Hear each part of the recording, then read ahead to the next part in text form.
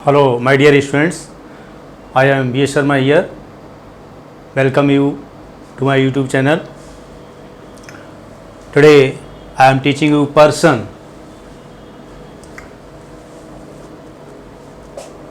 Students, मैं पहले noun और नाउन से जुड़े हुए जेंडर, केस पुराने वीडियोज में पढ़ा चुका हूँ और उसी से संबंधित है पर्सन, नंबर एंड जेंडर। इन सब का ध्यान रखा जाता है इंग्लिश राइटिंग के लिए।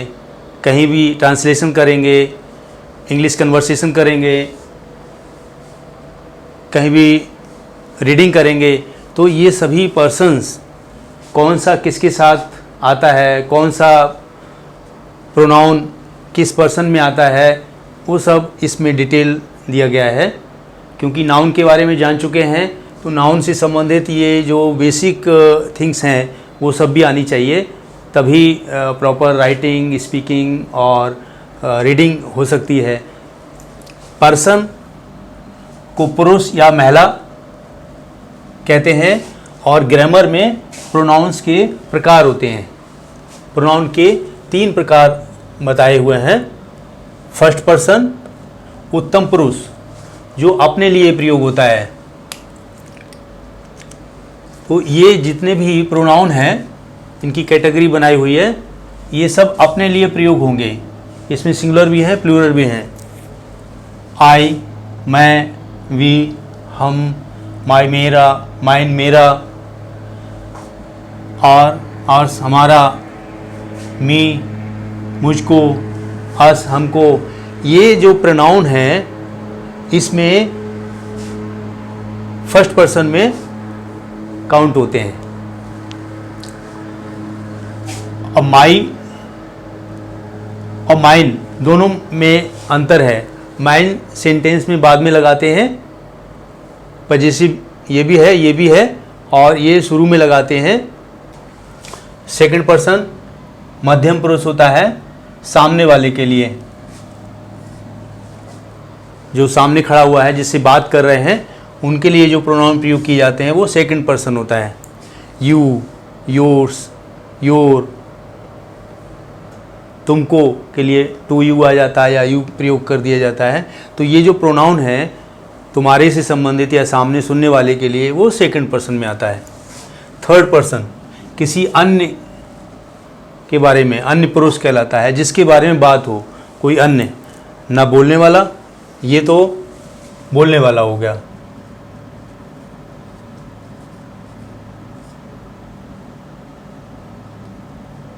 और ये सुनने वाला हो गया,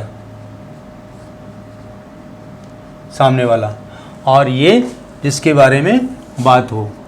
इस तरह से 3 कैटेगरी में सभी प्रोनाउंस को बांटा हुआ है। अन्य पुरुष, he, his, him, she, her, hers, her, it, its, it, they, their, theirs, them. इन सब को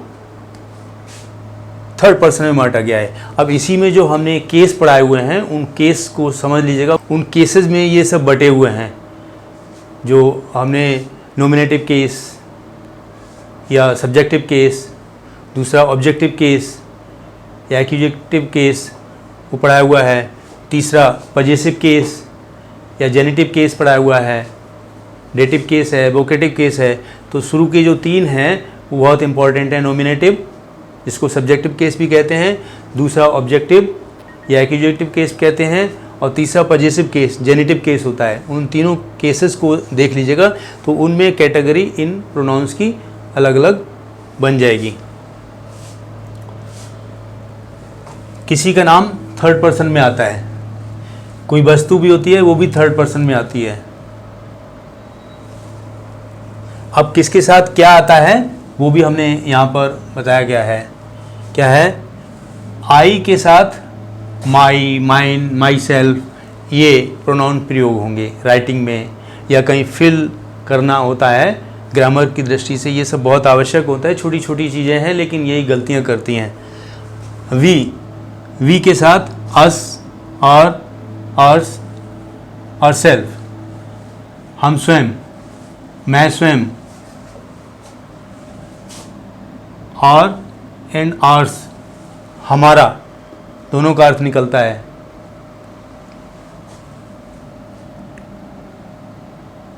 यू के साथ में you, your, yours, your selfs, your self, yours तुम्हारा, जैसे होता है ना फेथफुली योर्स, एप्लीकेशन लिखी जाती है योर्स फेथफुल। यहाँ योर सेल्फ बहुवचन में बहुत सारे हैं, उनके लिए योर सेल्फ्स, और यू अकेले हो तो योर सेल्फ, एफ का वी और एस जुड़ जाता है। ही के साथ हिम, हिज, हिमसेल्फ, सी के साथ हर, हर्स, हर सेल्फ, दे के साथ them, their, theirs, them selfs, one के साथ वंस। इनके साथ यही लिखे हुए मिलेंगे, इनके साथ इन्हीं को प्रयोग करना है डायरेक्ट, इनडायरेक्ट में, एक्टिव, पैसिव में, और ट्रांसलेशन करते समय कहीं पर भी आपको कहीं कंफ्यूज नहीं होना है, इनके साथ ही आते हैं। अब जहाँ डबल आ जाता है यू और हरी, हरी थर्ड पर्सन में आता है। अगर थर्ड पर्सन दिया है, नाम दिया है और यू है साथ में शुरू में, तो योर आएगा दोनों के साथ में। यू एंड ही दिया हुआ है सेंटेंस में, तो उनके साथ में आगे योर आ जाएगा। यू एंड आई दिया हुआ है तो आई के अनुसार और आ जाएगा। इट के साथ इट, इट्स, इटसेल्फ। समवन के साथ समवंस, एनीवन के साथ एनीवंस। तो ये किसके साथ क्या आते हैं प्रोनाउंस, और ये तीन पर्सन होते हैं, तीनों से संबंधित ये pronouns. Pronouns according to case and gender. अब इन्हीं प्रोनाउंस को केस के अनुसार जो कारक हैं और जेंडर लिंग के अनुसार बांटा हुआ है।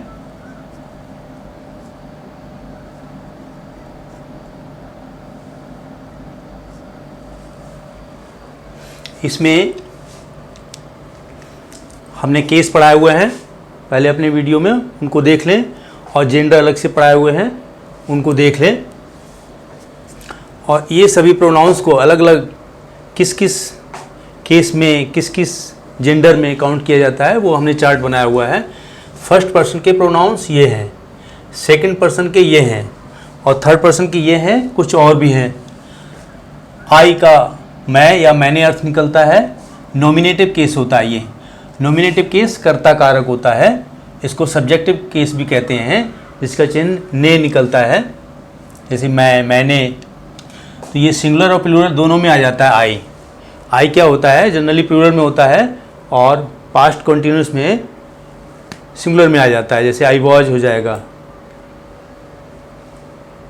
मैस्कुलिन और फेमिनिन, पुल्लिंग और स्त्रीलिंग, दोनों जेंडर में ये लग जाता है, मैस्कुलिन जेंडर और फेमिनिन जेंडर में। वी, हम या हमने, ये भी नॉमिनेटिव केस में आता है, इसका चिन्ह ने निकलता है।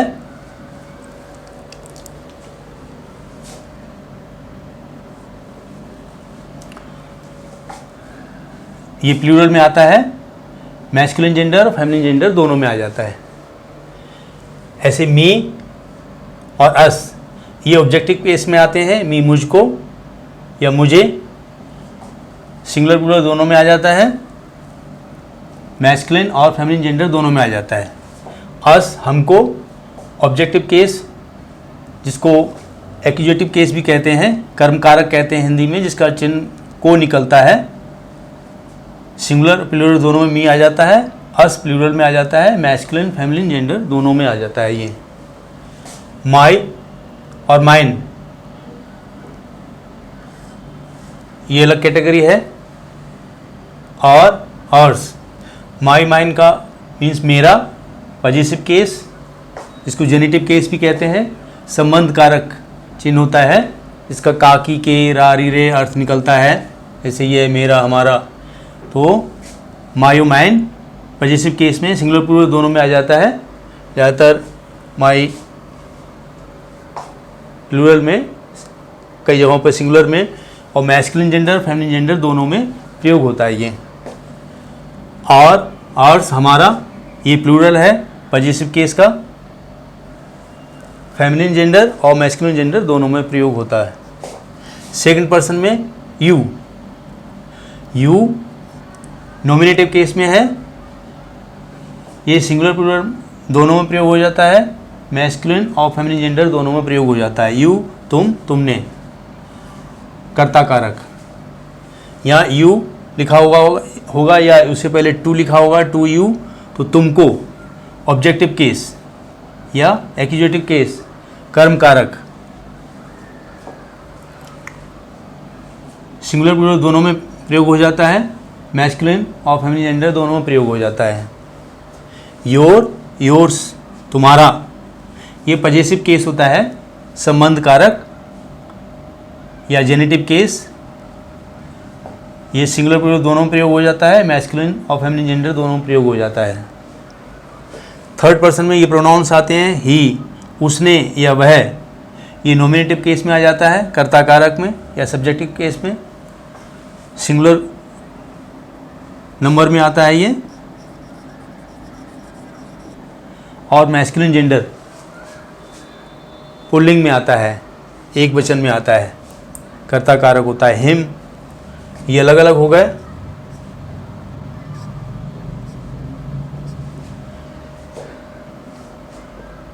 हिम उसको ऑब्जेक्टिव केस, कर्म कारक सिंगुलर में और मैस्कुलिन जेंडर में, हिज उसका पजेसिव केस में और सिंगुलर मैस्कुलिन जेंडर में। ऐसी सी,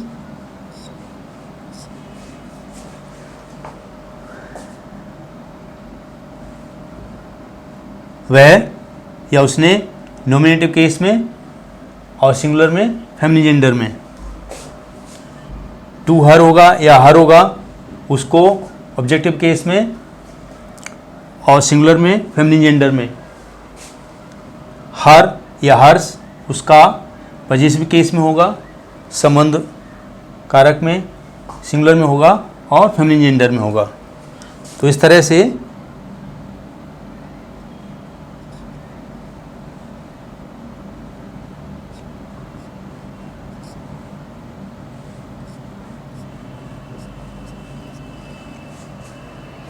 ये प्रोनाउंस केस और जेंडर के अनुसार बांटे हुए हैं। नेक्स्ट, ये बचे हुए थर्ड पर्सन के प्रोनाउंस और हैं। इट, ये या इसने, ये नॉमिनेटिव केस में आता है, कर्ता कारक जिसका चिन्ह सिंगुलर नंबर में आएगा और न्यूटर जेंडर में आएगा। Neuter gender नपुंसकलिंग।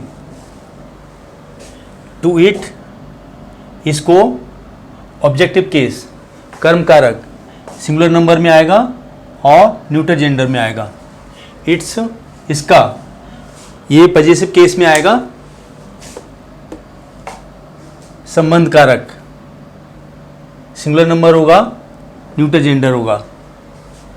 दे, वे, उन्होंने नॉमिनेटिव केस होगा, प्लूरल बहुवचन होगा, विद ऑल जेंडर्स, और सभी जेंडर्स के साथ में आ जाएंगे।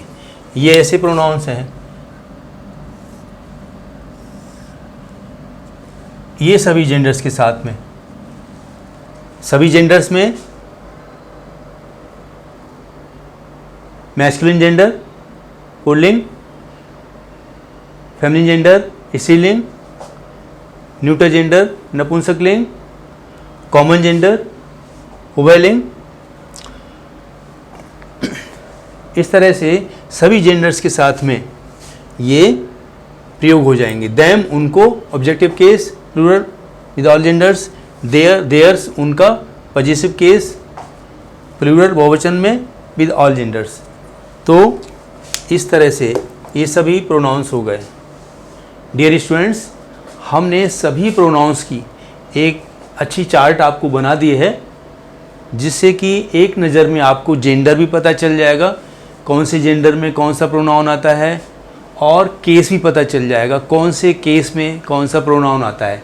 सबकी हिंदी लिख करके सबको हमने पर्सन के अनुसार भी कैटेगरी बना दी है, कौन कौन से पर्सन में आते हैं वो, कौन कौन से केस में आते हैं, कौन कौन से जेंडर में आते हैं। ये आपके लिए सदैव के लिए बहुत अच्छा एक चार्ट बन गया है। इसको रिवाइज करते रहिए। मैं समझता हूँ इसको माइंड में रखेंगे तो आपको स्पीकिंग में, राइटिंग में और कहीं स्टडी करते समय कोई चीज़ समझने में कोई प्रॉब्लम नहीं होगी।